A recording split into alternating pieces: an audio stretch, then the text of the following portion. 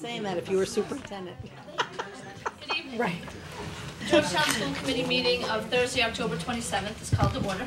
First meeting on our agenda is the approval of the consent agenda, which includes minutes from the regular session of 10/13/2011, budget and finance minutes of 10/19/11, governance minutes of 10/19/11, and the acceptance of warrants 17V12 and 18P12.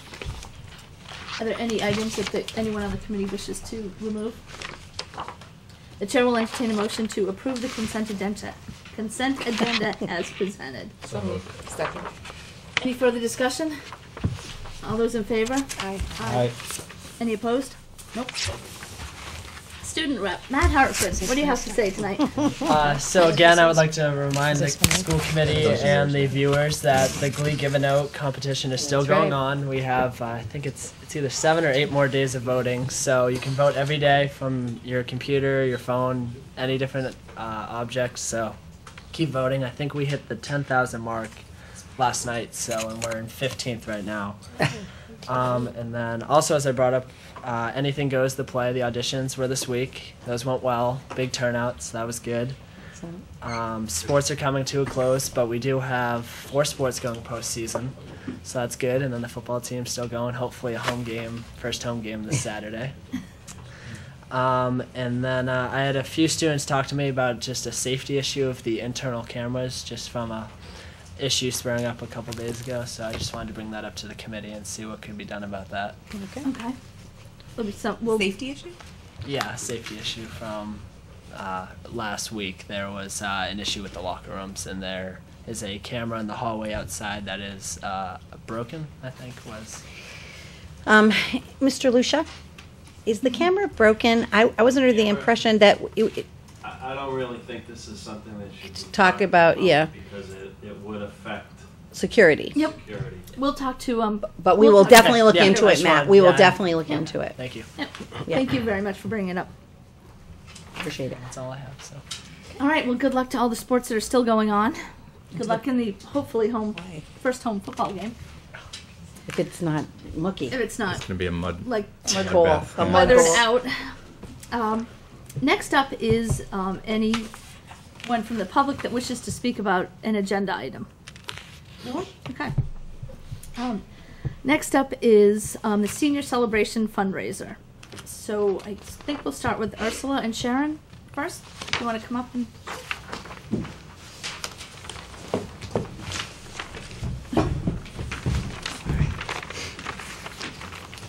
Missy, do you want to come up? Okay. She's being shy. Being shy. There's plenty of room if you want. Okay. Okay. Do you want to talk about the fundraiser that you want to do, or? It's the hypnotist show that we do pretty much yearly. And yes, we're set for November the 9th. And we are here to get approval to sell the tickets in school at the lunchtime. Okay. And also the fleece, scarves, and blankets that we plan to sell that night. So. All right, great. Any questions about that? I want to know if Dave's going to get hypnotized. Oh. Ooh, can we sign people up to get hypnotized? Okay. If you come, you might be. And just so you guys know, the reason why we have to approve this is because they're soliciting students in school. Right, and I think we put the policy. You have Yeah, a we did policy. put it in the policies. Public right solicitation here. of That's the how we have schools. it. Yeah. So the chair will entertain a motion to approve the hypnotist and scarf blanket fundraisers as presented by the senior celebration committee. So moved. Second. Any further discussion? Just a reminder that that's also the night of the ski club signups Yes. at Pembroke. Yes. And those are starting at 7:30. She's going to be, Joy Richards will be on one side of the calf, and we're going to have a small bake sale on the other side. And we're hoping to keep the people there to usher them in to see the hypnotist show. Perfect. Yeah. And this is Thank you. Wednesday, November Working 9th together. at 7 o'clock at Pembroke. Yes. Correct? No, at the high school. No, it's at Sorry. the high school. I was thinking about ski club. It's at the high school. 7 o'clock, Wednesday, November 9th. All right. Great. Thank you. You're all set. Thank you. Thank you. Thank you. Did you vote? Joy's going to be more discussion. Oh, sorry. Excuse me. You'll be 1 All in minute. favor? Aye. Aye. Now you're all set.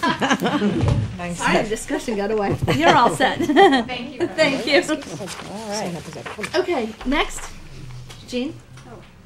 I don't think I have to sit there. Yes, come Yeah, on yeah, up. you gotta come on up. Got to be on the camera. Captains are supposed to be here. It's not. All right, well, that's Oh, okay. okay. Sorry. I'll do this myself, I guess. They'll come right after you're done. Yeah, I know they will. I know. I'm here to represent the cheerleaders who want to raise money for breast cancer awareness. And I know that last week or last meeting that you had school peer leaders, I believe, that came in to sell wanted approval to sell the wrist bracelets. Yep.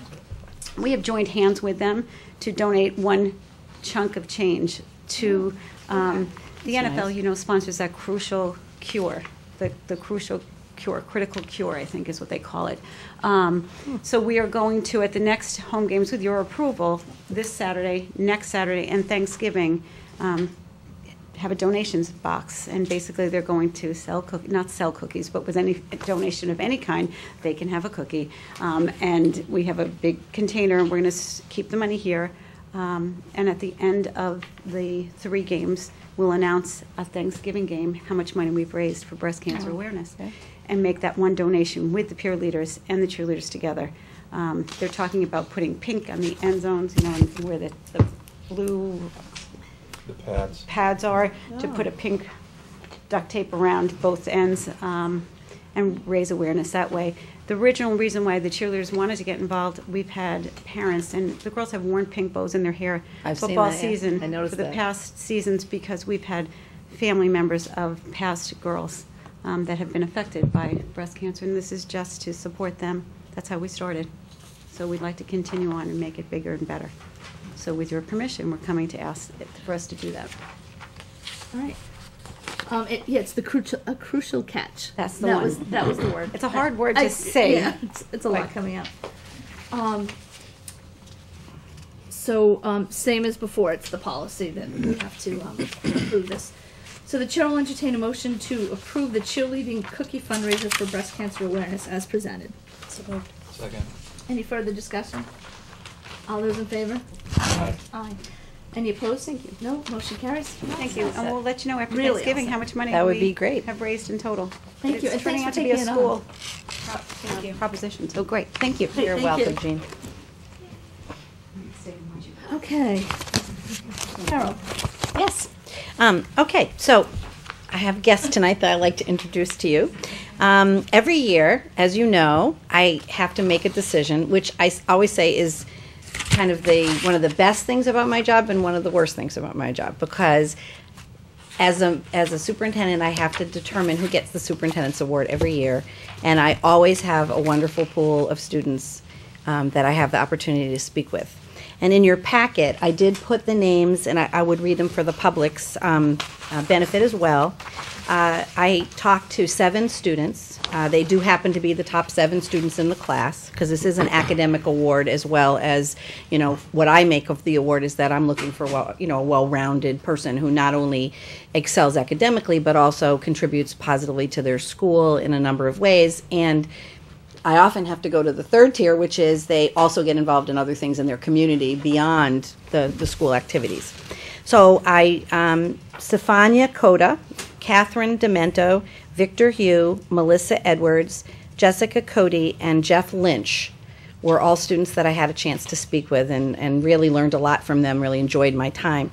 At the end of it, I had to weigh a lot of factors, and I did select Rebecca LaPlaca, who is here tonight with her family. And just let me tell you a little bit about her, because I think that usually when I, explain a little bit, people go, wow, and then that's going to be happening tonight as well, because Rebecca's quite an amazing young woman.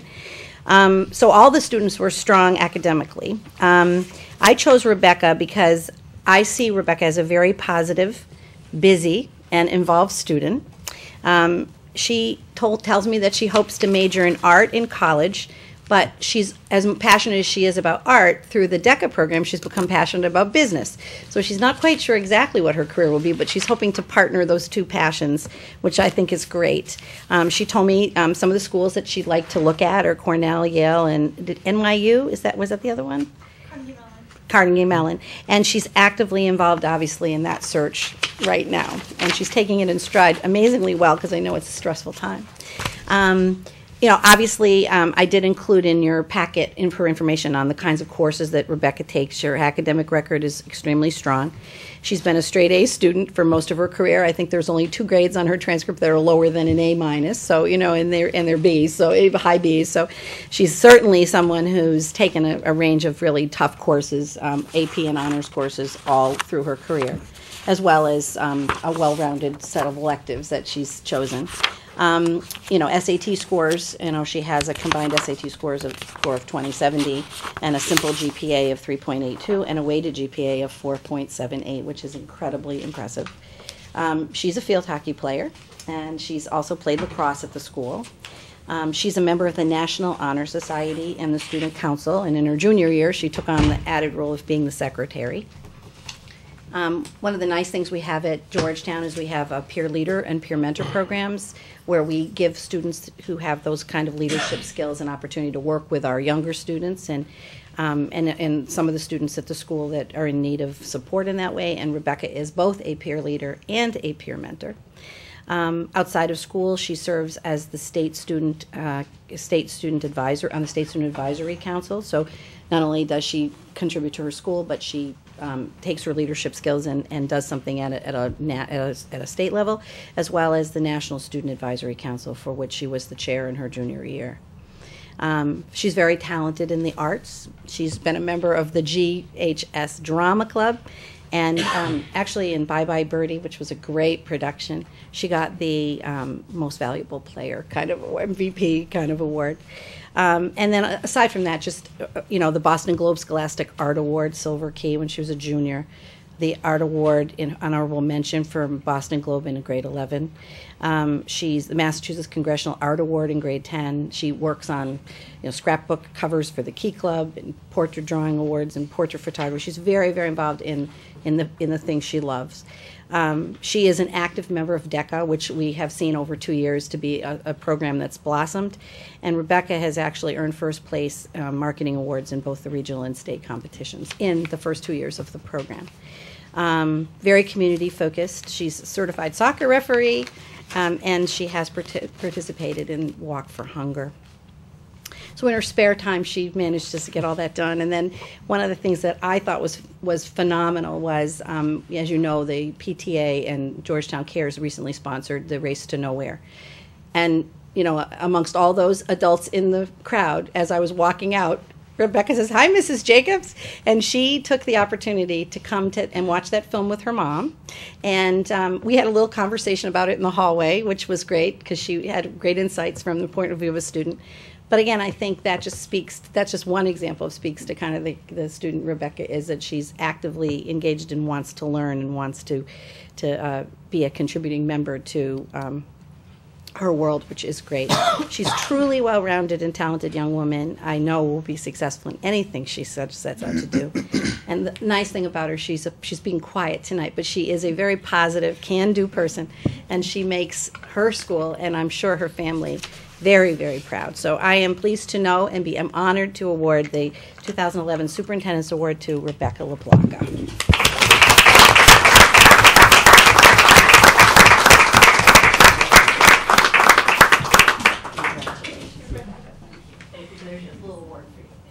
You're welcome.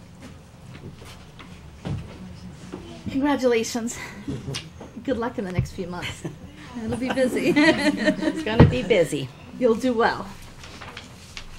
No doubt. Thank you both. Thank you all for coming to support her as well. That's great to see. You're welcome.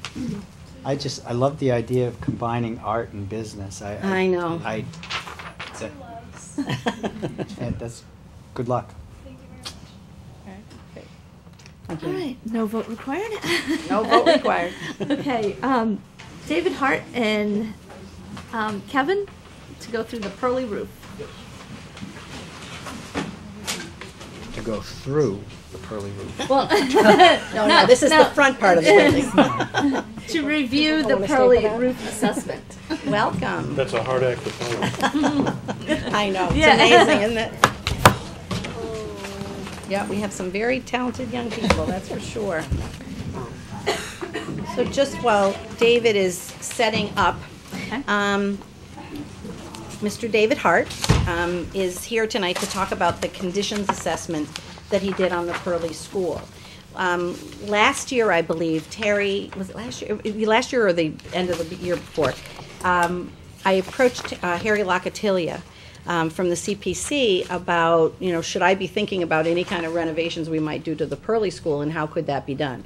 And he said that, he explained to me that because there is the main section of the Pearly School is a historic building, that the only ways that you could get funds would be through CPC for restoration and rehabilitation, I think are the two words. It's not just for renovation. So he was very clear with that. And so the CPC has already approved $200,000 for the restoration of Pearly. But one of the things that we did in request from the CPC was to do a conditions assessment to determine what if any other things besides the roof needed to be looked at in terms of the Pearly School. So that is what Mr. Hart has done, that conditions assessment, which is in your packet. And the action that the school committee will need to do, based on my conversation with Harry, there's sort of two things. For Mr. Hart, there's an invoice included in your packet. Well, we don't pay the invoice. We have to vote. You, as a school committee, you have to vote to pay the invoice, to recommend payment of the invoice after Mr. Hart completes what is part of the requirement in the contract, which is to come and talk to you about the actual project. So that's an action item for the school committee. And then Harry has said that the submissions for the next round need to be in by Thanksgiving. So Mr. Hart's, if you look through the report, you've noticed that he's listed a number of things. So we know you already have $200,000, but if we need to do more, we have to prioritize the things that are on the list. I guess that's the point, right? So we have to look at what he's recommending. If he suggests priorities, we'll listen to those.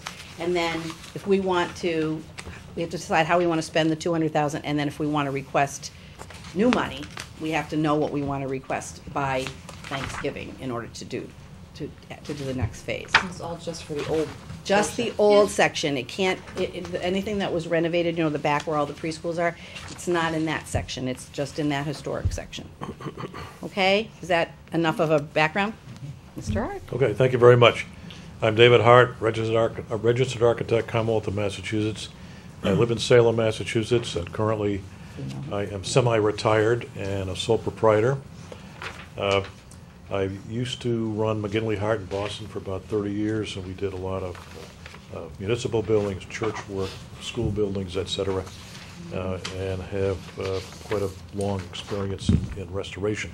And the person to my left is Kevin Kidney of J.B. Kidney & Son, who's the real person who understands roofs, because he has a company in Salem where he's been involved in slate, copper, flat roofs, all types of roofs for years and years and years, whereas my experience is limited to the exterior buildings, and roofs are only part of it. You probably have in your packet the complete report, which is about 50 pages long. Good. Okay, quickly, because I know you have a long agenda. Quickly, the building was built in 1899, a beautiful building. After doing a little bit of research, and actually Rick Detweiler, who's on the Historical Commission, used to work with me in Boston for several years, and he assisted me, and he found a report in the town archives which showed this unfortunate fire that took place in 1935 that burned the roof completely off, burned all the windows. It was a real, right? Kind of a disaster. And then it was rebuilt in 1936. Now there was an earlier report apparently, and I pulled this graphic off it, and this shows the existing building, and then we have these large additions that were put on subsequent to 1936. They did not build it quite the way it was designed originally, as if you notice that they had a sloped roof, peak roof, and they had a number of chimneys. Those were not rebuilt. So what was rebuilt was a pitched roof and a flat upper roof with some ventilation equipment. Kevin Kevin and I were up here a couple of months ago, and he furnished a was it 104-foot boom truck? 104-foot boom truck. Excuse me, 102. Sorry. Anyway, he got up there with other people and examined the roof very carefully. The first thing that he noticed was, maybe you want to describe that, Kevin, the flashing? This is the copper flashing that is along the eave and forms into the gutter here. It's locked in. And I don't know if this was part of the original or not, but... Probably not. We found a series of worn areas in here, these little black areas, and you see where they patched it along here also. Those are signs of leaking at one point or another, and someone's been up there making the repairs. That's a worn spot in here also, and what happens is the water's dripping off the slate, and over the life of the copper, it just keeps beating it, and it wears holes in it. And this is predominant all the way around the building. So. And maybe you could describe the condition of the slates themselves, Kevin, because we have quite a large expanse of slate. Yeah, the slate here in the field up here are what they call a semi-weathering slate. These slate down in here, you can see the dark ones, those have been replaced, and probably when they were doing the work on the gutter at one time or another. The slate in the field is nailed with copper nails, and a lot of the repair work was done with galvanized, which deteriorates the copper and so on. This picture over here shows the slate that there was some repairs done up in here, and they're failing, obviously. They're sliding out? They're sliding out. This is actually slid down, so it's exposed up in here, and it's open for, for water infiltration. So. But I think some of the good news is that the slates can still be repaired, and we expect that they're another maybe 20 or 30 years. Oh yeah. Out of the slate roof. The field of the roof is real good. The problem is around the perimeter. The gutters are failing, and some of the slate you can see are failing in here too. The valleys are failing because they're taking on water also. These are what we call closed valleys. The slate come in and butt the valley line going right up, and each course of slate has an individual flashing in it. About midway up, we found worn areas in the flashing. So that leads me to believe that, it's time to do some serious repair work. Okay. Just curious, is it typical for a roof this age to have that kind of consistent wear around the outside lower edge of the slate? The copper. On the perimeter? Yeah. Yeah, it's typical. Yeah. I think some of them showed more wear than the others, like different sides. Could be weather coming in from certain sides, I'm not sure. Or it could be that the worst side, which I think was the right side of the building? That would be the east. The east.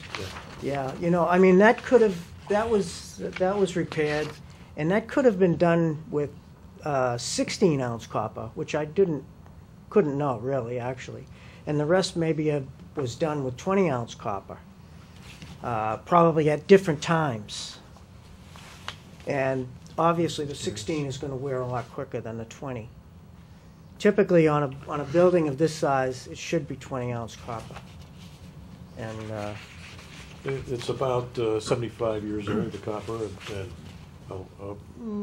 normally you figure when it gets towards 100 years old, it's going to take a lot of wear, and therefore you're carrying a lot of volume with this roof. The valleys and the gutters and everything, a lot of volume. But again, the slate field looks like it can be repaired, and usually what we specify is every year you go up there and you make some repairs with a slate roof company. It's just pull out the bad ones and replace them with good slates.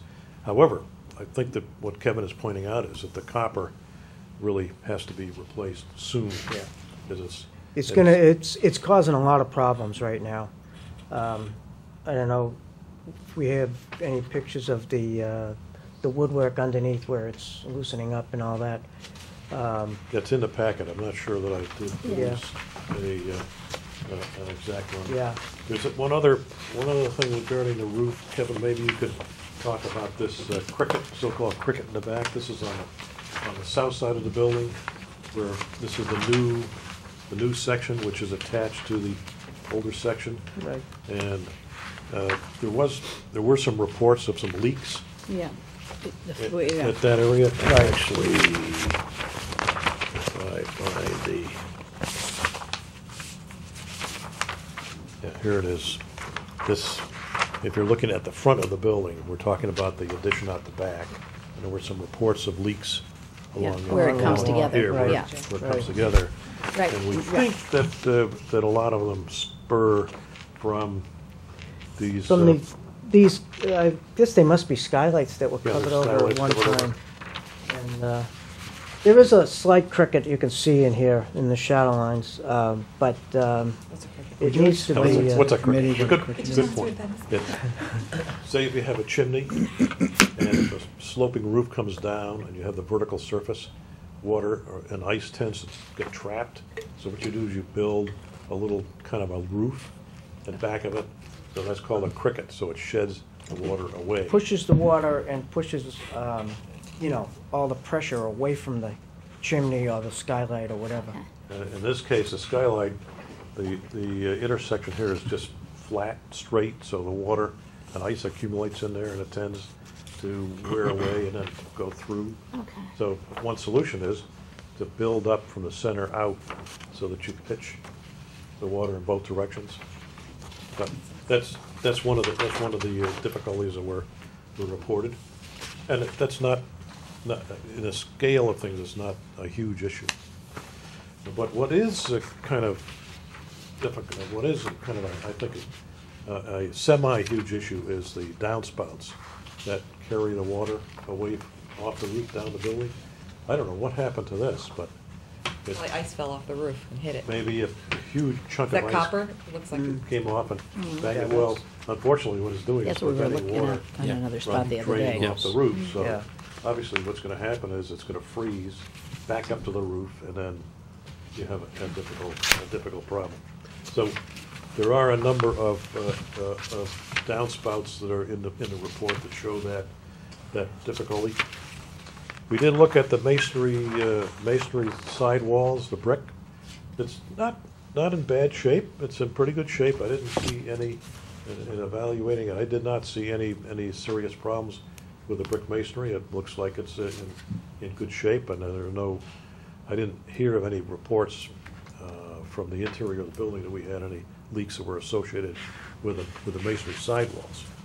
The windows themselves were obviously replaced in 1936, since we have a photograph that shows them missing. So I believe that these wooden windows are the 1936 versions.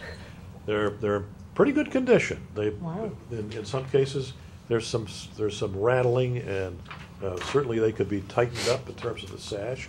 You have storm windows on the exterior, which is good, so that achieves a thermal insulation. I sit on the Salem Historical Commission, and we constantly are bombarded with people that have read the full-page ads by Anderson Renewal, and they want to replace their windows, and we keep telling them that aluminum, if you use aluminum storm windows on the exterior or the interior with a properly maintained sash, you get as much insulative value from that system as you do with new thermal pane windows. So we really discourage the replacement. And the replacement windows, we're seeing them last for 20, 30 years, and then they fall apart. So it's much to your advantage to save these wooden windows. And I noticed in the specifications for the rehabilitation maybe 10, 15 years ago, that there was a specification that talked about fixing all the windows, but that doesn't appear that they were done. So we might want to check that. But again, they can be rehabilitated, and perhaps new storms put on. I think those storms have been there for about 20 years, and they're a little iffy. The wood itself is in pretty good shape, and it could be simply repainted. The front steps are a problem. You do not have any kind of rail, which is required by code. So that's something, and the steps themselves really should be pulled out and reset. It's 110 years, so it's time to do a little work. So that's kind of the physical examination. We have estimates in terms of. I didn't do one necessarily on repairing the slate roof, because that's a situation where you're going to have to almost have a roofer come up and do it on a time and materials basis. He has to examine. I'll defer to the roofer. Let's put it that way. To ask him how he would do it. Well, it would be your benefit to do it on a time and material basis.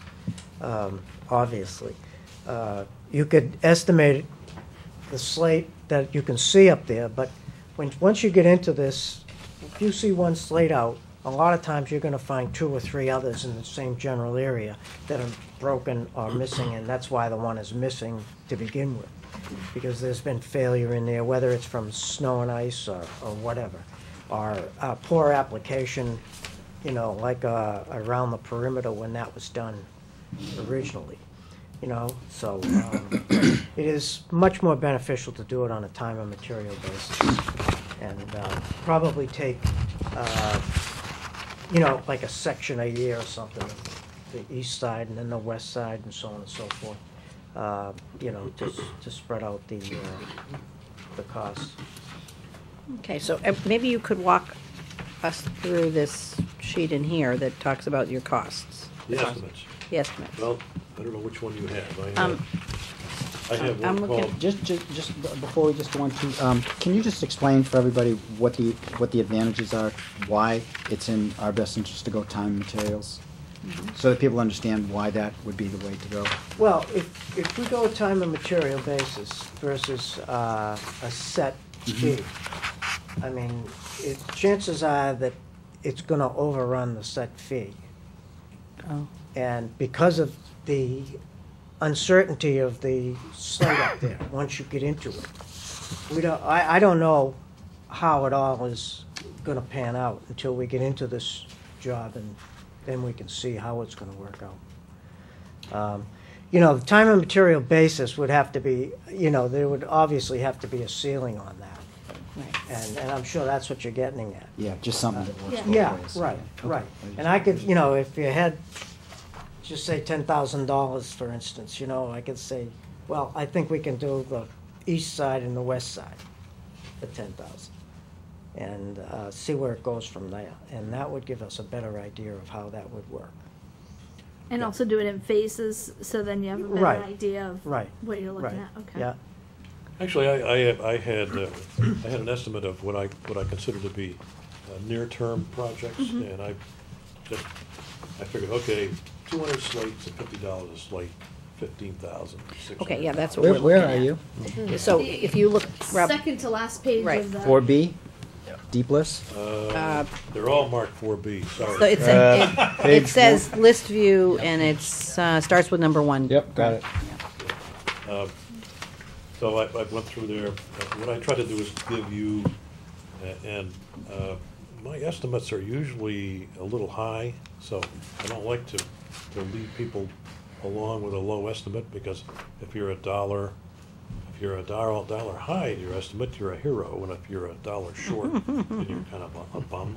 So I tried to estimate a little high, so I figured, okay, and 200 slates, that's just a scientific wild guess as to how many slates might be involved. But again, we got up there with a lift, we looked at it, and just judging from what we could see, I estimated maybe 200. And Okay. if you want to replace all the copper flashings and gutters with new 20-ounce copper, I think that's 325 linear feet at $250 a foot of $123,000. It's not a small item, but No. again, I think you're up to the point where you really have to consider that the copper flashings have to be replaced. If you want to repair the existing downspouts, and I think that there are 4 of them that could be repaired, it's 11,520, and to replace the existing upper rubber roof, which has been up there. I was not able to determine exactly when it was installed. I'm guessing 15 to 20 years, and you're starting to look at 20 to 30 years is where the rubber roof wears out. So right now we're getting leaks that are coming through, probably the flashing that's associated with those ventilators and penetrations of the upper roof, but they're definitely leaks. So either have to replace the flashing around the protrusions or perhaps replace the rubber roof. And it means you have to get a more detailed look than we were able to determine from our contract. Now I've got line items here for replacing the roof flashings, replacing some of the downspouts, repairing the existing cornice. That's a pretty big item. I figured $27,000 to go around and simply repair that wooden cornice that runs Is around. it all the dental? Yeah, Yes, yeah, yes. yeah. That's, I wrote on the front of that, if that, Yeah, is that included? yeah. It's in pretty iffy shape. Yeah. Is it just needing to really be Scraped and painted, No, David, or is no. it need replacement? There It's are rotting. there are definite holes, Yeah. and tears and whatnot. So Okay. it does require a little more than just painting. No, I knew that, but I was just curious as to whether or not there was actual rotting Yeah, of you the can wood. see it. Yes, there Yeah. is, and I did not anticipate it have to be completely replaced. I'm figuring for $25,000 you can address with Dutchman and repairs The big part. the Yeah. entire cornice. Yes. Okay. Handrails and front steps, between the two of them, I think you're looking at $45,000 or so. And this, again, the front step repair, I'm anticipating that you're gonna do a first-class job, because they're 110 for 110 years. I think they have to be pulled out. You have to demo the part of the existing footing, and then you have to construct a new concrete footer and put the steps back in and point them, and they'll go for another 40, 50, 70 years. But, Does the railing that you have in there for those, is that a historic looking railing, or? for $8,640, I think we could certainly anybody could design a good historic handrail. Yes. Good. Yes, definitely. And then I had repaint the existing corners. I had another $24,000. If it's done separate from the repairs, I try to do this on a line item basis, so you would probably achieve some savings if you repaired it and painted it at the same time. So the items near term at $350,000 thereabouts, I think. And Okay.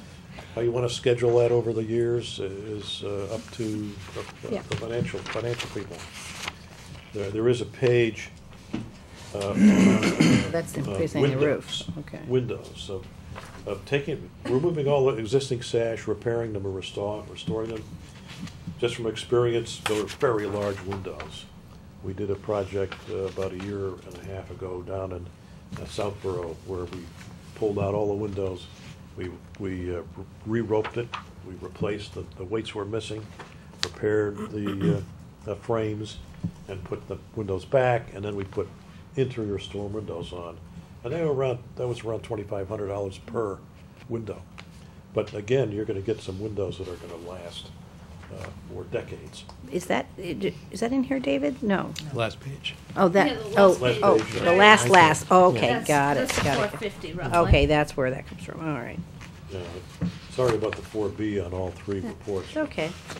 That was just my database. Do the downspouts, are there any issues right now with the water and flooding where they outfall? Is there any site-related issues where they outfall? ponding?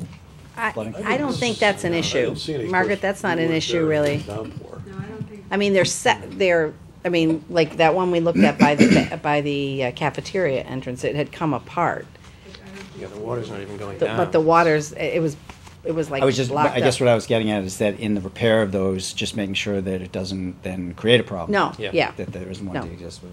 I don't think so. Some are disconnected. Yeah. Some in the back are also disconnected. The one in the front, as you know, somebody said that So, a big chunk of ice must have come down and bashed it. But I didn't see any problems that would be developed by reconnecting them. No, I think you're alleviating the problem. What happens is that water will spill out against the building and then deteriorate the masonry or ruin the paint if you allow them to remain disconnected. Now, you must have one on to replace the entire roof Yeah, for 7 something. if needed.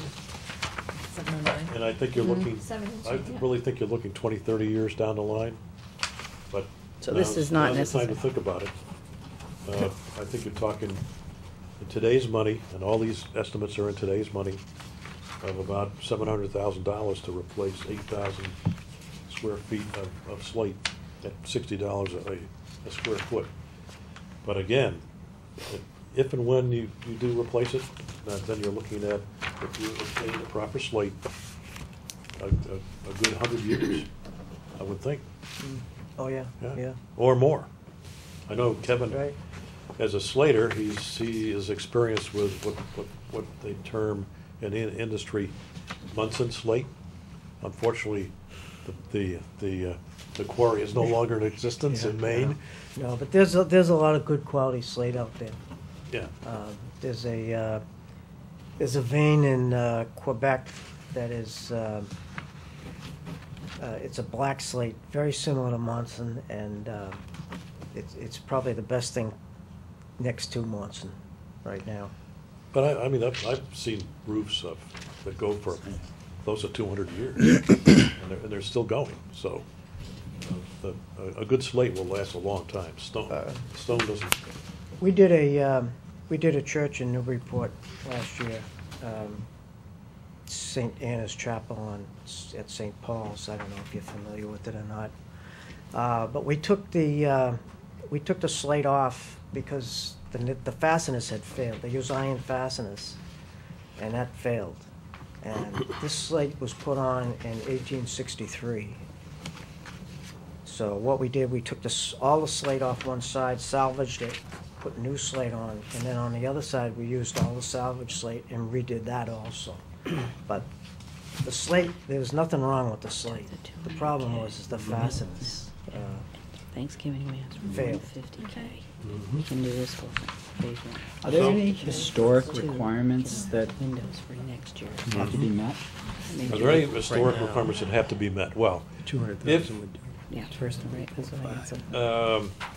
if the building is on the state register, Commonwealth of Mass, actually there are two registers we deal with. One is the National Register, D.C., which is administrated by the National Park Service, the Advisory Council. So that's the National Register of Historic Places. And then the Commonwealth of Massachusetts has a parallel listing Yes. of historic buildings that's on their register. If you use federal funds and the building is deemed capable of being listed on the National Register, and this Deemed capable. well, what I don't mean to get into a whole big thing on that. yeah, okay. What There what was one dis- normally does is they prepare a document which lists the historicity of the building, and then you apply to the National Park Service through the State Historic Preservation Office in Massachusetts, the Massachusetts Historical Commission, and you say, okay, is this potentially eligible for listing on the National Register? And they examine it and they say yes or no. If it is, then that doesn't mean it's listed, but it's potentially listed. So therefore, if there are any federal funds involved, then you get into the so-called Section 106 portion of the 1966 National Historic Preservation Act that says you have to evaluate what the potential, if there are any potential adverse effects of using that federal money on the building. So if you were going to replace, if you're going to go down to the Paul Revere House, which is on the National Register, and you're going to use federal funds to put a white asphalt roof on it, they would say, no. Okay. No, you have to do something that's historically appropriate.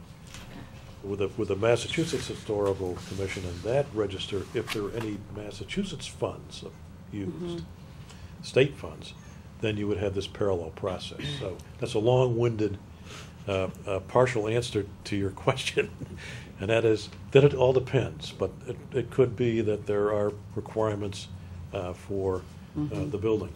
It could be that if you use state funds, they might say, well, you should use slate as opposed to asphalt, or opposed to aluminum shingles, or... I think when I went to the Historic Commission, we had that conversation about, is it on the state register? And I believe that it was not on the state register, but they were applying to have it put on the state register. Yeah, see, but you could They may have done that now, but that was the... All I was Right. trying to get at was Yeah. if that did and if it would affect these numbers. Yeah, I don't know.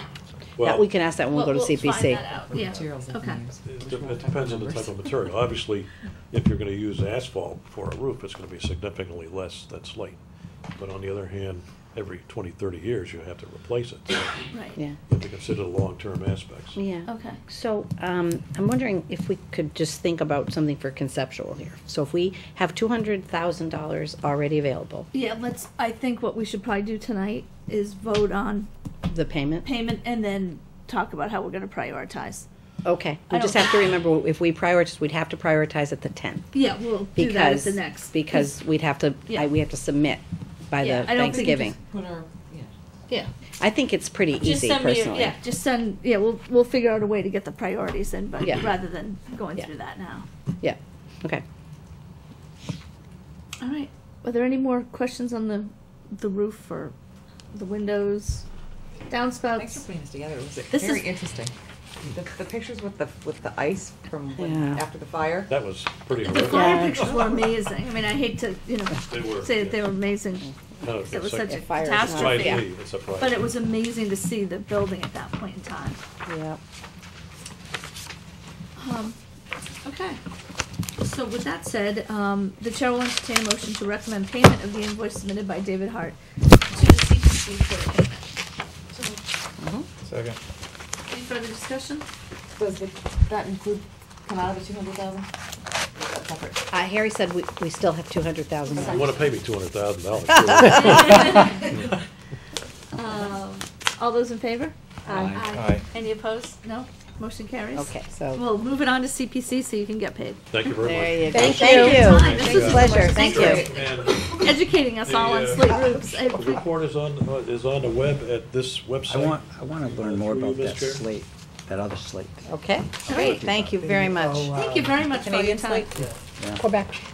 So, here we go. Okay. Munson? The Munson- That was the Maine. Replacement for the Closed. Munson. Oh. Yeah. Um, What is it? Just his website if you want to get the full report. For the full report. Okay, moving right along. Thank you. Thank you. Thank you very Thank you. much. Have a good evening. Okay. The John and Abigail Adams Scholarship recipients. Yes, yes. It is that time again when the seniors here, who the people are that the state has identified as people who are going to receive the John and Abigail Adams Scholarship. So this year, 31 Georgetown high school students were awarded the John and Abigail Adams Scholarship. In fact, Mr. Lucia and I today went to the high school. I went to the high school. Peter spends his time there, obviously. And we met with all of these students and had an opportunity to congratulate them personally and give them their certificates. I did list the Abigail Adams Scholarship recipients in your packet. And I think that we should definitely make sure these young people have the opportunity to have their names on the website, because it is a significant honor. I did also put in your packet for information how these students actually qualify. They do need to score at the advanced or proficient level on the grade 10 MCAS in English language arts or math. And they score proficient or higher on the second test. And they have to have a combined score that places them in the top 25% of their graduating class in our district. So these 31 students are to be commended. We are very proud to award them the scholarship. And what it means is that they are eligible should they choose to attend a Massachusetts college or university, state college or university. They would receive free tuition for 4 years. So, we may have some of our students that will take advantage of it, but, in this day and age with what college expenses are, that's a help, So congratulations to the 31 students for their. Can this get sent to the Georgetown Record? Yes, we will definitely That'd send be this to great. the Georgetown Record. Going to be a really nice story for them to pick up. As well as, Ms. LaPlaca. yes, As your well as the superintendent's Yep. award. Happy to speak to them. Congratulations to all of the award winners. That's quite an this year. accomplishment. 31 students out of, Peter, the graduating class, Peter? 22. The graduating 121. class is 122. 127. so 20%. We were in the ballpark. Yeah, a little over Give or take. 20%. The top 25%. They didn't count anyways. The MCAS score. Right, and so almost 31 over 127 is It's a lot. almost 20% of the class. That's great. Okay, Congratulations to all of them. your hard work did pay off. Oh, Should can I all just know ask that. one thing, add one other thing quickly? And I wanted to clarify, because it was brought to our attention that there was an article in the Boston Globe. And the article in the Globe talked about a school in the Massachusetts that they didn't meet the time on learning regulations. And so the paper was noting that. But it also said that there was only one other school in the state that did not meet the time on learning regulations and listed Georgetown. So, of course, that didn't make sense to me. I know we submit the time on learning requirements, as required every year. And we've never been below the required. In fact, we always exceed the number of hours for instruction based on that. So we contacted the reporter at the Boston Globe that wrote the article, and I just asked her, could she explain to me where she got the information. Later that day, she wrote back to me and apologized and said that she didn't really read the paper. She had seen some things from the state DOE, and there was an inquiry that was made, I think it was last year, on this, but was found through the DOE's inquiry that we exceeded the state requirements for MCAS. So it had noted on the side, that it had been resolved, and she just didn't read that.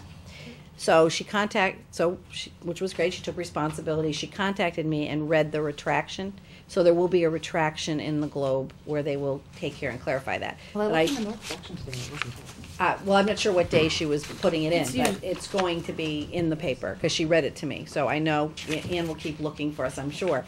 But, I just wanted the public, anybody else that might have read that article, I just wanted to make sure, clarify that, in fact, that information, was an error. And also, just to note, it was an inquiry, so that it doesn't mean that they were looking into us for any other reason other No. than someone asked about Someone it. asked about it, right. So it wasn't anything that we were not put on a radar screen for anything other Nope. than someone actually just calling to find out about it. Yeah.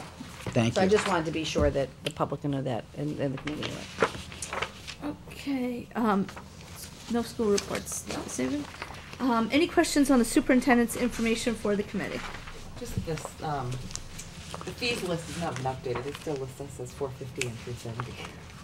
Oh, so we need to let, Let whoever Mr. compiles whomever, Yeah. yeah, the list. Mr. Hawkins. Mr. Hawkins, okay. Okay, moving right along to the financial report, line item transfers. Everyone got the email about the line item transfers. So if there are any, I guess, Jim, do you want to go ahead So and? there's two. Well, 95. I just want to say that this is a strange area for me as a former superintendent and also business official, where the number of transfers is a little concerning at this point in time, because some school committees just like to see, transfers only of a certain dollar amount or between one budget to another, and which I understand that being a school committee policy at different districts. These transfers here are all in the area of special ed, as you can see. And I had a meeting last Monday with David, who happens to be here tonight, and I think we're going to be getting a better handle on where we are with special ed. And that's an area that we all should be looking at from now until the end of June, is special education and utilities. So those are the two areas that I'm very concerned about. But I think at this point in time, we are okay in the special ed area, as long as we don't have any unforeseens that come up between now and June 30th. So we have a very small balance left in the special ed account, a positive balance because of the transfers that have been made. David has been successful in bringing some students back in from out-of-district placements, and he's liquidated some of the encumbrances, which allows us to do transfers that are here tonight. I don't know if you want to pick up on that. No, I think that's fine. So, I think we had mentioned that we were waiting for some information on some tuitions and some transportations. We talked to the budget finance. So now we have most of what the information is we need. So we know when we move this money now that it's in the lines it needs to be in. And that going forward, any line, there won't be a line that's overexpended without the appropriate transfer previous. Being, so you'll have that in your packets. And I sent Julie a note asking her to explain right all the transfers, and she did a amazing job at explaining it. And she outlined exactly what happened, and it was perfect. But Jim's right. I mean, we really shouldn't be having a lot. If the lines are in the right, if the budget money is in the right lines, what was clear we should pretty much be able to work with that. What was clear to me is she should have been far more involved last year than she was. And my comment about different school committees have different policies. The Burlington School Committee does not do transfers. They let the budget that they appropriate, the dollar amounts, stay the same. There are no adjustments. And what they do is they look throughout the year, and if they see that one account is way overspent, they adjust the budget the next year to make sure. My personal opinion is going that route. So you think so it represents a more accurate picture. You don't get a good comparison of where you missed and where you hit. This clouds the issue when you're trying to compare. You can't out for the next year. Right, exactly. Because when I look at special education transportation, I couldn't tell you if we're right, wrong, or indifferent compared to our budget, because we keep moving things around. I'd be just as happy to see a big negative in there, or a surplus on the other side. Fix it the next year. And fix it appropriately. And that's my way of doing things. That's why I said it's strange for me to see these transfers at this time of year. That's something we should talk about at our next budget and finance subcommittee meeting, because that would be for people that are used to reading financial statements. It makes a little bit more sense to see a comparison to a point in time. And I would say even for people who aren't used to reading it, it would help. Well, everyone has a base level of reading them. Policy is the way it is because of historical issues that we've had in the past. Right. So the school committee was forced to take a much more active oversight into this kind of thing than we should have. Oh, and but things are much different now. But the history, I've been here for a few years.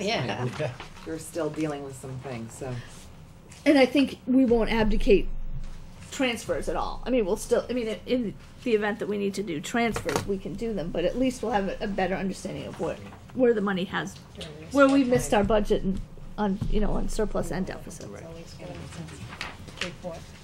Okay, the chair will entertain a motion to approve transfers numbered 48. 34. Oh, did I have the wrong? 2 pages.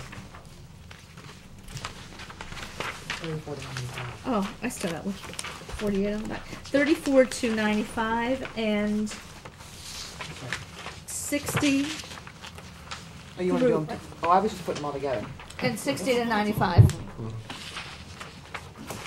Oh, this is 34 to 47. Is that how you want to do it? 34 to 59, and then we have 60 to 95.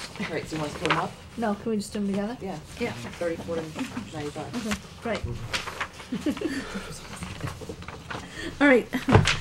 Laura, I'm going to start over. The chair will entertain a motion to accept transfers numbered 34 to 95 as presented. Second. Any further discussion? All those in favor? Aye. Opposed? Nope, motion carries. All right. Any other items that, Well, what's are we going to talk about the server? Yes. We will in a minute. I just want Okay. to say to the committee, we met last week at the subcommittee level, and I just want to share with the rest of the committee that you will receive a financial report from me at the next school committee meeting. And what I'd like to suggest to you is this. There are two ways to look at it. I can give you a total status of appropriations report, which will give you the original appropriated budget, adjustments that have been made, the adjusted budget, amount expended, amount encumbered, and available balance. It's probably 40 pages long. If you'd like that, I'd be happy to give it to you, because it will give you the total picture from the very first account to the very last account. And I'd be happy to provide that for you. Or would you prefer a variance report, which will be a report from me to you about budget areas that are a concern to central office? As I mentioned a moment ago, special education and utilities. Those are the two big ones right now. But I'd be happy to provide whatever you want. If you want the entire report, I'll be happy to provide that for you. If you'd rather have a variance report, I'll be happy to provide that for you, or I'll give you both. So, I guess I'll take Well, both. I prefer both. I was gonna say, you It's kind easy of. to do, yeah. Yeah. Is- It's Kim, the are you Munich, you're talking about the munis 40-page report? Yes, Munis Yeah, yes, report. I am. they do Yeah. like that. Yeah. Okay, I'll give you that, and I'll give you, so you won't have to go through 40 pages of detail. What I'll do is I'll highlight the areas Right. that I'm concerned about, and you can And you highlight. can, yeah, and then we can Yes. even flip back if we want to Let's just do get that. a better understanding. Okay, as well as the revolving accounts? Absolutely. Okay, Yeah. all right, Perfect, thank you. great, thanks. What do we have now? End of the year report, did you want? The end of the year report, as I mentioned to you last time, is done. I forwarded it to Carol today Right. for her review. I don't want to submit anything without the superintendent's signature, and I will give you the certification page, Okay, Carol, that needs to be signed by, I just had it. Anyway, the certification page, as you know, has to be signed by the chairman of the school committee, the superintendent, the director of finance for the town, and me. So the report's done, it's ready to go. okay, so. But I want you to haven't look at looked it. Okay, Yeah. all right. So So then how will we get the signatures? We'll just run around the and get them? certification is not something that is required to be filed with the report. The Okay. report is transmitted electronically, the certification is mailed. Okay. There we go, Okay. so we'll Right. be able to get You them. have time. It's Yeah, not due and can until you next just, Monday. can you send me a PDF of the I'm not report, feeling just so like that's a lot of time. can you just send me, can I get a PDF copy of the report, just so I can flip through it? Absolutely. yeah, Okay, sure. that'd be great. It's only 90 pages long. No problem. Okay. Okay. Well, and we've been trying to get a meeting, you, Jim, and to talk about net school spending, which is Yes. somewhat related Yeah. to that. Yeah. So do we have a confirmation on that time? No, anytime, just let me know when you're available. She can do it on her way into work, Jim. All right, Yeah. So if we pick a date that Sometime you're next week. working, Yeah, then, okay. then Ann said she'll try to. fine. Okay, server projects? Yeah, that's, Do we have anything more to, do we have that second quote, or should we hold? I'm not, Peter, come on up. I know. He was looking like he was ready. Oh, yeah, so- no, we already, yeah, that, yeah, Okay. yeah, I didn't I have know an if we were update. gonna discuss or not. yeah. I have a big yes and a big no. Oh, for the, yeah. Thank you. Are you giving us, Peter, the Thanks, second Peter. quote? It has an inclusion in the options. We talked Keeps about- going up. Yeah. What's that archive? Hey. Okay, but before, I think what Ann was asking though, Peter and I guess Jim, do we have an additional quote? I know this is from the same group, I'm assuming, this is from Mr., I don't have an additional quote, no. okay. Okay. So we The- didn't the- get Still one? don't have? That's what I'm Yeah. checking on for you. We The have, top part's still the you same. had two Yeah, prices though, right? No, They we're still not added- had. Right, they added the virtual, right. Yes. Email. Email, Yeah, originally I had another quote. Oh, yeah, Yes. Yeah, we still have that. Well, no, we didn't. It wasn't complete though. It Right, wasn't the like the marriage. labor wasn't on there. Right. Yeah. Yeah. It was a, just a And the little other thing. problem is, we did do a little research, and that second company you were talking about Yes. is not on the state bid list. Correct. Right, so when we left the subcommittee, I wasn't aware that we hadn't determined what route we were going to go. Yeah, we wanted to look at another quote, and then we're I trying to think find Jim was out gonna try if to the check other and see if we could find if the something, so I don't know who we other got. vendor was on the state bid list. We Right. just The take vendor that. is not on Not the on state state bid bid, It's we not did on the find that same, out. right. Okay. So we have to kind of start over from scratch then. Well, here's Not the necessarily, No, no. we can no. We can use what we. Yeah, this Have, this because they're company, on the this state bid list. this company's on the state bid list. So The other one was not on the state bid list. Which one was not? The other quote that we discussed that was missing labor, Okay, they are, okay. they are not. They are not. Okay. Right. There. So we have to get another one though, correct? No, you don't. No, we don't. The state has already done the work for you. for the They've town done all the contract. negotiating and haggling to get the best prices for And us. this price That's why they're that on the Peter bid has list. is an approved contractor who is approved by the state purchasing agent Mm-hmm. to do the work that Peter needs to have done without going out to bid because they did it for you. So That's- if you that's select important. someone, if you select someone on the state bid list, They're they've vetted. done, the state has presumably done all the heavy lifting, and they've said these are the best prices that you can That get, you're gonna get. that you're going to Yes. get. Okay. Okay, so what's different about this, because you asked me to find out, the original proposal did not include email archiving, which, quite frankly, I didn't even think of, and another company chimed in and said you should probably think about this because you're not in compliance.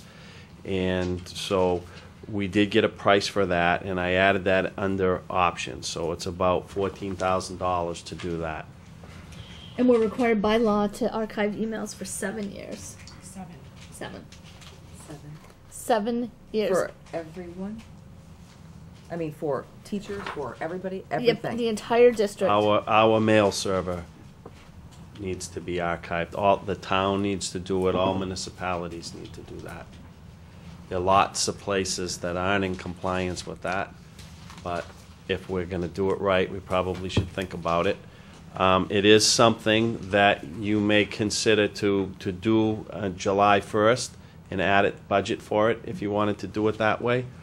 But I just wanted to give you that number if you did wanna do it now. Can it be added on after we do Yes. the system? Yeah. Yes. Okay. So the 89,213 is the essential, needs to be done Mm-hmm. right now? Yeah. Yes. And that, what that does is that gives us new servers, makes the, in a nutshell, it gives us new servers, makes the entire middle high school wireless. Yes. And what does it do for Pearlie and Pembroke? Does It it gives them new servers and it gives them a direct line out into the internet because this includes their own firewalls. Currently, they have to come back to the high school and go through our firewall to go out to the internet. So they would be able to go out to the internet directly from each school. and whatever we do to Pembroke will not impact this because they reside at the high school, right? Right. Who manages a system like this? We have 3 techs that do a little of each. I do get involved a lot also. And this quote includes training, although it's only half a day of training for 4 each. hours, right? Yeah, I think we had it. half Yeah. a day for each of the what is it, three people that Yeah, they noted in there? for 4 hours on 2 different systems. The wireless system has its own, you have to manage it separately from the rest of the network environment, and then the network environment itself, which isn't any different than we have right now, but it's newer, so there are some different ways of doing things, I guess is the best way to say it. An important thing to think about with the wireless, because I'm sure there's some people that are sitting at home scratching their heads saying, why do they need to have wireless? Remember, we lost a lot of space for our computer labs, so we now rely on portable labs, being the new iPad lab, the netbook lab, and any of the other portable computer labs. So they need the wireless access to be able to get to the programs and the internet that they actually use for their classrooms. And a lot that we want to do instructionally now and in the very near future requires that. So it's not one of the, it's not a nice to have, it's something that we need. Right now they're using basically the same routers we all have in our house. And how secure is that wireless system? The one that we're using right now? No, the one you're This going one, to very use. secure. It is. Yes. The one that they're using now. We don't talk about that. I mean, Security the issue. need for the essential network costs is pretty evident. Are we potentially putting together a system that is going to be a challenge to maintain the way technology is, the way technology will be tomorrow, the way? Not any different than what we have now. It's just updated. Right. It's more modern. Hmm? Because the existing one is 6 years old, did you say? I think it's 7. Okay. So it's, unfortunately, in technology terms, it's outlived its useful life. Yeah. And it's, the mail crashed again last week. So we, Oh, for, yeah, yeah, it we was, know that's going to keep happening. it started this summer, right, in July? Yeah, it started in the And end of August and the middle of August, and we did a temporary fix, which got us to last week, and it's going to be a reoccurring thing. And from what I understand, correct me if I'm wrong, this is one of those things that you can't necessarily predict when it's going to go, when it starts to go after it's reached its useful life, which I'm guessing is probably around the 5-year mark. It just starts to go, and Yeah. we couldn't have possibly predicted that it was going to crash Right, this quickly and this monumentally. right.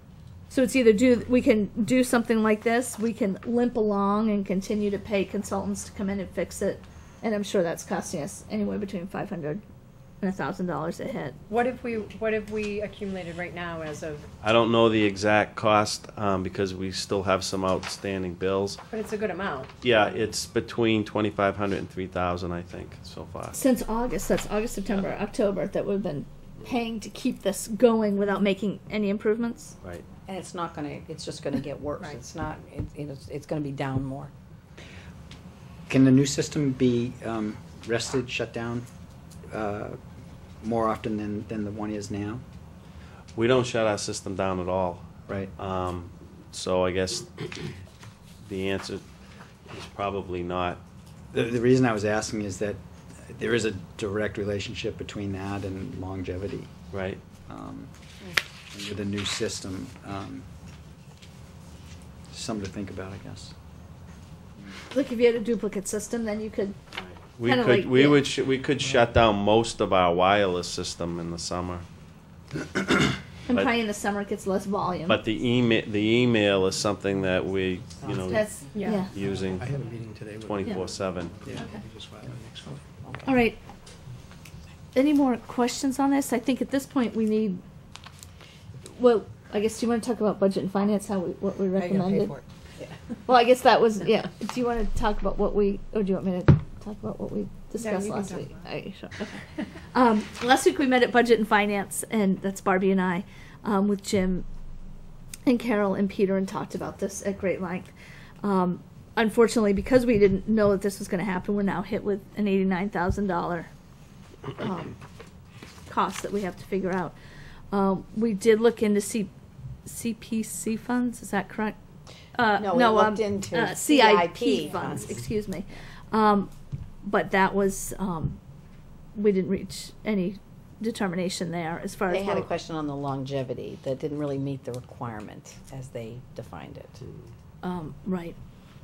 And then, Meets the cost requirement, it just doesn't meet the, which contradicts what we got from Mike Farrell yeah. in terms of timing. So anyway, the long and short of it is, CIP didn't have funds available Not for this one. for this type of project. So the warrant closed, I believe, a week or two ago. So we can't go to the town and say we now have this to face. So we're left with, we make cuts within our existing budget. We take the money out of choice, or we explore other financing options. So we can, Jim has looked into financing over 3 years, so that would lessen our initial outlay. But what that would do is it would force us to take that amount of money out of choice every year. That's right. And what we use choice for is expenses like this that come up that we can't possibly foresee.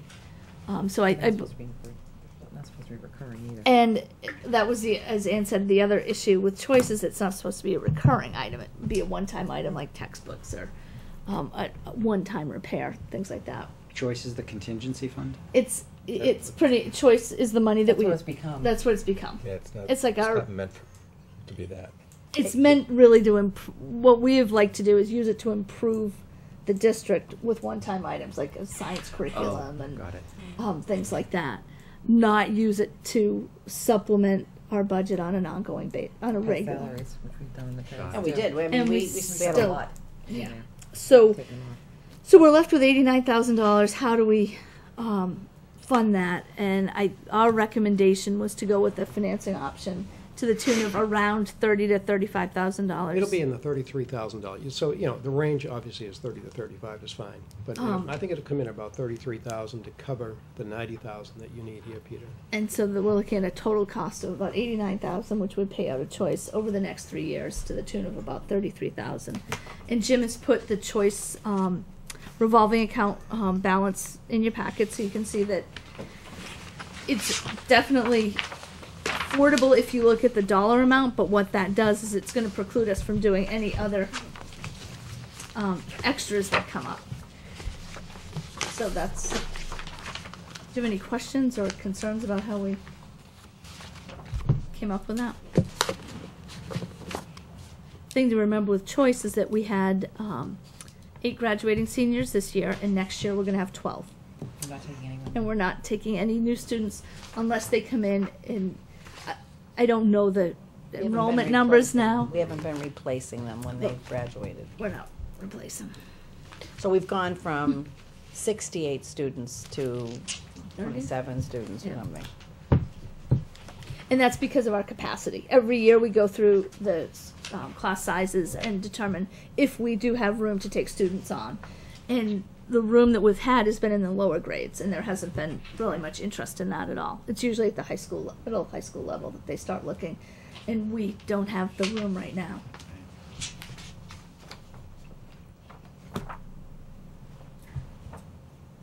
Questions? Concerns? Yeah. I have a concern though if it's not done, so. Right. If it's not done, we're up to around $3,000 right now. So we've been spending about $1,000 a month to repair it. Maintain it. So my sense would be in the $10,000 to $15,000 range by next July. Assuming that it Assuming that- continues to be Right. fixable, right? Right. Exactly. And we haven't budgeted for that. And we haven't budgeted for for any repairs on it. So those of you that are sitting at home saying, "Why didn't we do anything?" With that, we didn't know that it was going to start to crash on us. Good question. So was there a question? No, I was just, Oh, okay. Barbara's question was helpful. Dave, anything? Okay. All right, then, with that said, the chair will entertain a motion to, let's see, what are we going to do? To approve the use of the school choice revolving account for the server replacement project not to exceed $90,000 as presented in total, or $30,000 to $35,000 per year, with financing as presented. Can I just ask a question? Yes. Before? So then we will possibly look into the email archiving solution of 13.5 to put Next. into the budget? For the budget next year. At this time, that's my personal recommendation at this time. Any further discussion? Second. All those in favor? Aye. Aye. Any opposed? Motion carries. Thank you for working on this. Thank you Peter. very much. Thanks a lot, Peter. Good luck. Peter and Jim for going through this. Absolutely. Okay. And we have nothing on Medicaid. Okay, great. Budget and finance, we just talked about. Basically, our meeting was about the server and talking with Jim about the reports. What Govern- about the, we're gonna talk about the school liaison? Ooh. He That's comes up at on the here. end. Oh, okay. Well, that was during our meeting too. so I Yeah. know. We can make the recommendation then. Okay, governance? We met last week. You have the annual goals for this year. Thank you to those of you who submitted ideas for us. Basically, what we're still going through all the sections of the manual right now and seeing what kind of modifications need to be made. We're pretty current. These two goals are, really just work on public relations, the public relations subcommittee and how that's going to be set up and what the topics are going to be. And then, because this is a contract negotiations year, we want to establish some clear parameters for that contract negotiation prior to it starting. So we really want to get information from people. I think we'll do that later this evening, part of it anyway. We have another meeting scheduled, but I don't remember when it is. We don't You have a another date meeting yet. scheduled? No, Oh, we're still working on, we gotta work on the date. okay, yeah, because you had something else. That day, we had, yeah. Okay, so when we get it. We'll figure that out. posted. Okay, negotiating. Nothing's changed since the last time, other than we actually have a date set again to meet with the custodians. Okay, So that's next week. all right. I can tell you that the teachers union, I met with Mr. Pella today, and they're ready to go. Yeah, they're anxious to get So started. they are anxious to get started, so. Sure they are. Rob, building committee. Let's see, off the top of my head, the dates of, let me see if I get this straight. So, were you going to talk about the 17th as asking? Ian the- was gonna talk Yeah. about that. Okay. Yeah. So the 10th, let's see, the 10th of November, the building committee, the architects, we will be voting on a preferred option. We will be reviewing a preferred option, final preferred option kind of thing. They'll have all the options. We'll review it. Then they're going to be presenting the preferred option that is selected through the process to both. I think it's a dual meeting. That's what you're trying to do, is set Yeah, up. we're trying to set up a joint meeting on November 10th between the Board of Selectmen and the school committee, so the town building committee can come and present the preferred option to all of us. To all of us at the same time. And what will be presented will be the one option that has been identified, and it will be, they'll be looking for a vote at that meeting.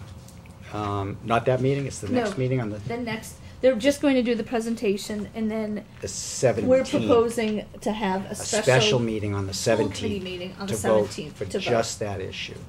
And then that gives the submission to the MSBA the proper time. Right. Just by the skinny of the skin. Okay, So that's the schedule. moving right along. Moving Fast along, and very fast furiously. and furious. Okay, old business is the school committee goals for the year, which Ann just outlined, which we have to vote on.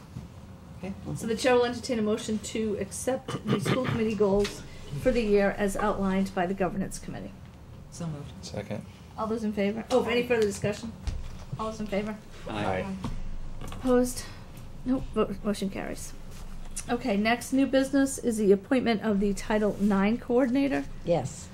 The Title IX coordinator that was appointed earlier, in the summer, I believe, was the incoming business manager. And since Jim is working 2 days a week and has many things that he is doing in the budget season coming up, we determined that that would probably needed to be rethought. So I did approach Guy Prescott because Guy, being the former athletic director, has a lot of knowledge about Title IX and the equity around the issues, and Guy graciously accepted to fill the position. I do think he is highly knowledgeable in this area, and he's interested in working on this. So I encourage you to support the appointment of Guy Prescott as the Title IX coordinator for the district for the 2011-2012 school year. All right, the chair will entertain a motion to appoint Guy Prescott as the 2011-12 Title IX coordinator as presented. So moved. Second. Any further discussion? None? All those in favor? Aye. Opposed? Motion carries. Next is revised liability language for student insurance, which you have in your packet. Right. So, as I explained to you briefly in the orange notes, this is a modification to the forms that are included in the athletic handbook. And actually, we would like to use these for our after-school programs and all of our enrichment programs. And basically, right now, there's some misleading information in the form we use that indicates that the district or town has additional insurance available for people who might get hurt experience an injury during an athletic contest. And basically, that is has not been a true statement. So we have done some research on this, and we have consulted our counsel, who has suggested language that basically makes it very, very clear in any form we send out that basically the district and the town are held harmless. And since it's a voluntary activity, that the expectation would be if someone gets hurt, that it would be the person's insurance that would be responsible for it. And this came through governance. And this did come through governance, that's right. We did Great. talk about that. Thank you. And governance approved bringing this language forward. Okay, with that said, the chair will entertain a motion to approve the revised parental consent release form, liability and indemnity agreement form as presented. Second. Any further discussion? All those in favor? Aye. Opposed? Oh, motion carries. Declaration of surplus materials. Yes.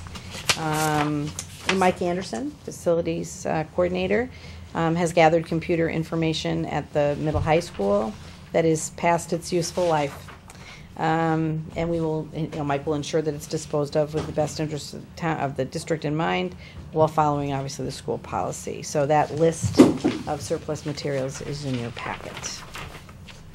Okay, the chair will entertain a motion to declare the items listed in Mr. Anderson's memo dated October 18th as surplus to be removed and disposed of by proper protocol. Second. Any further discussion? What's really, What's- the spark power supply blows up, really? That's what I was asking. That's why he's saying, I guess when he turns it on, it blows up. Time to dispose of it. Yes. All those in favor? Aye. Opposed? Motion carries. Approval of school liaison officer. Finally. Last year, if you recall, we used federal stimulus funds to work with the police department to fund a school liaison officer position. It really wasn't the same, it isn't the same as when we had the school resource officer, the SRO. But we did without it for a year, and there was consensus that it would be nice if we could bring back sometime, somebody in this capacity to work with us sometime. So we are proposing or recommending that, and this again came through budget and finance.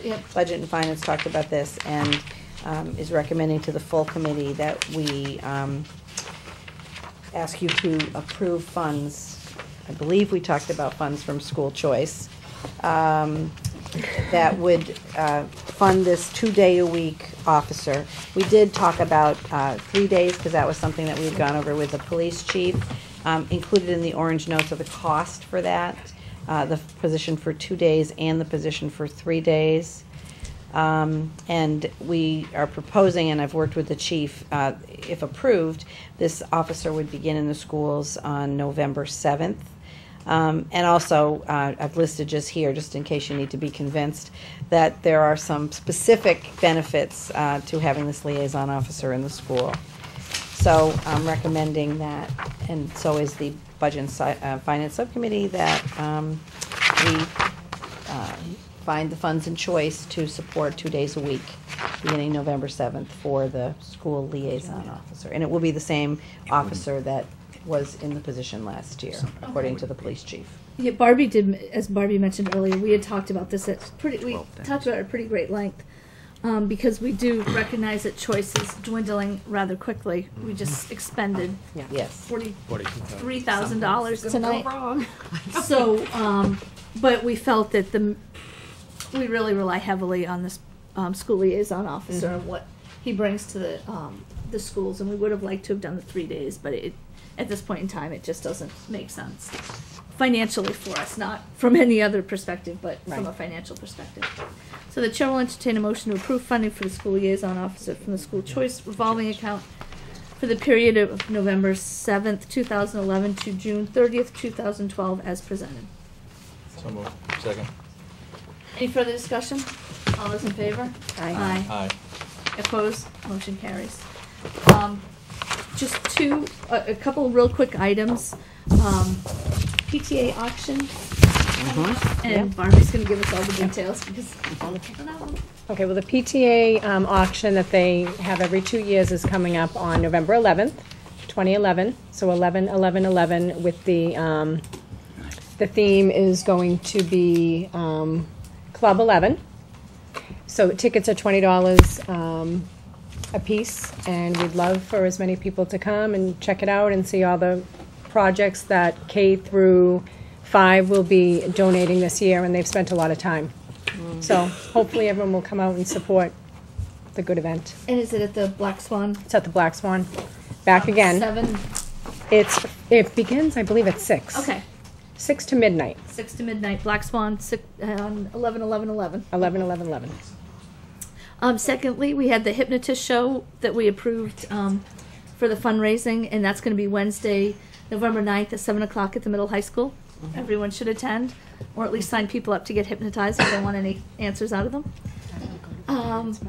And the town building committee for the Pembroke redevelopment reconfiguration is meeting November 8th.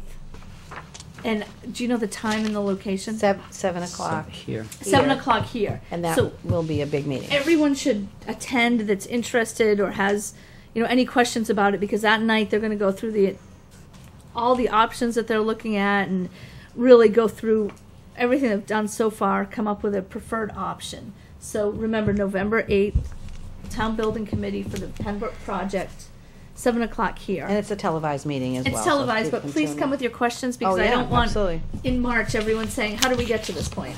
We're here. Okay. Well, you know there will be. Right, but I'm doing my public service announcement. So at this point, we're going to be going into executive session under Chapter 30A, Chapter 30A, Section 21, Paragraph 1, for the purpose of setting negotiating parameters. And we will not be returning to regular session. And this is a roll call vote. Aye. Aye. Aye. Aye. Aye. We're now in executive session. Okay. Good night, everybody. Matt, good Thank night. you very much. Thank you, everybody. Matt, thank Good night.